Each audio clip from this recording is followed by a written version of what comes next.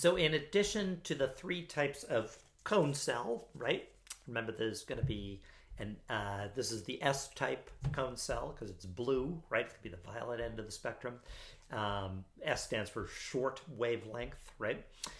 There's the M type cone cell in most of us, right? Which is the green in terms of our perceptual experience that's most commonly associated with its activation and distribution of information.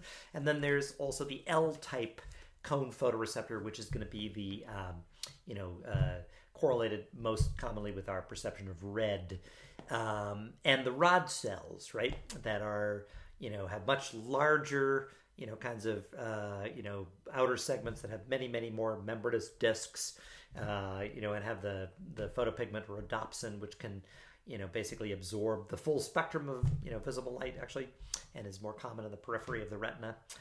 We also, it turns out, have another photoreceptive cell in the retina. It's not, however, in the photoreceptor layer, which remember is at the very back, the most posterior portion of the retina, with the cone cells sort of packed tightly into the foveal region, and many more of the rod cells localized in the surrounding peripheral areas of the retina.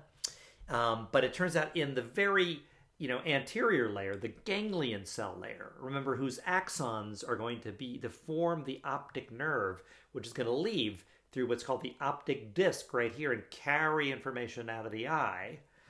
Some of those, a small percentage of those, are actually photoreceptive as well. They actually have photopigment that can absorb electromagnetic radiation, and transduce it into a neuronal response, into some sort of output, it turns out, from those ganglion cells back into the rest of the central nervous system. They call these the intrinsically photosensitive ganglion cells, actually. And the photopigment that they express tends to absorb primarily towards the blue end of the visible light spectrum. So it turns out that they are linked back to, along the optic nerves. We're going to see past this crossing called the optic chiasm. They're going to go around the sort of, brainstem here towards what's called the hypothalamus, to a particular nucleus called the supra, which means above, chiasmatic nucleus, above that crossing or chiasm. And that SCN, that suprachiasmatic nucleus in the hypothalamus, can then signal a gland that's located on the back of the brainstem, on what they call the dorsal surface of the brainstem, called the pineal gland.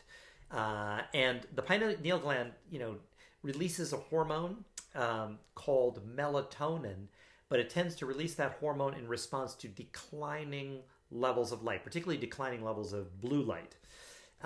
So what should happen, right, is if the light starts to decline, and you get less signaling from these intrinsically photosensitive ganglion cells that are localized in that ganglion cell layer, and they're sending their projections to the suprachiasmatic nucleus in the hypothalamus, just above where those optic nerves cross, behind your eyes here.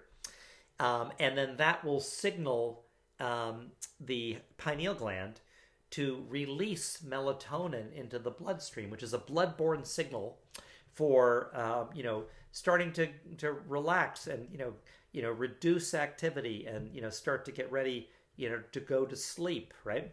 But then in the morning, ideally, what's supposed to happen is your light comes in the window, and the blue end of the spectrum in particular sets these off, and it shuts off melatonin production, and that's a signal to start waking up and getting ready for another day.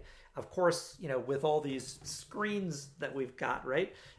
If you're in bed staring at this thing, it's going to be potentially, flashing blue light on here and delaying, that uptick in melatonin release systemically.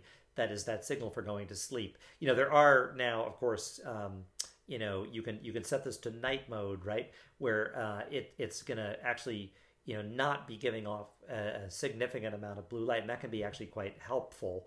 However, If you go to the bathroom right in the middle of the night, like many people do, and then you flick on like some kind of overhead lights, if there's the LED full spectrum bulb of some sort, which has a lot of blue light in it, well, you're going to just snap off that melatonin release, and it will take you longer, potentially to get back to bed. So it's really good to have just very low lighting, sort of night light kinds of things, if you're trying to get, a good night's sleep and not interrupt with screens or with, full spectrum sort of bulbs, before you want to get up.